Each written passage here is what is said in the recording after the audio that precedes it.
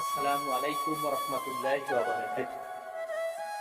2024 সালে বৈষম্য ছাত্র আন্দোলনের প্রায় 500-1000 মানুষের রক্তের বিনিময়ে, জান এবং মালের বিনিময়ে এদেশ স্বাধীন করেছে এবং তারা দেশ পরিচালনার জন্য চেষ্টা করছে। আমরা তাদেরকে শুভেচ্ছা আর অভিনন্দন জানাই।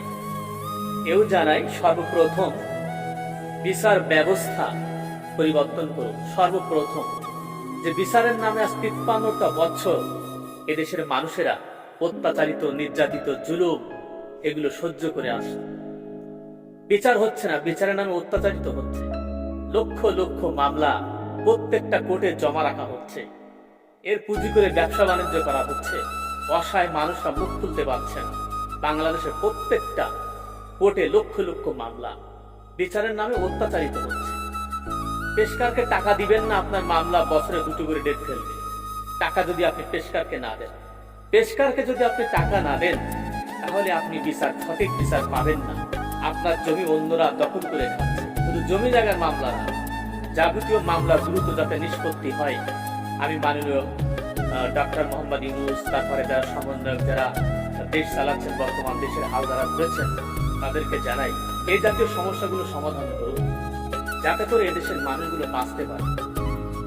বিচারের নামে আমরা বিচার পাচ্ছি না।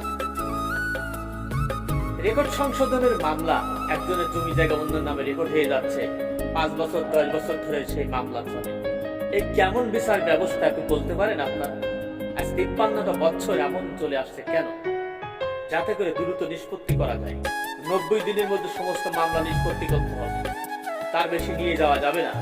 উকিলের মাঠ আছে, সারা জীবন একটা মানুষকে ধরে জবাই করা হচ্ছে।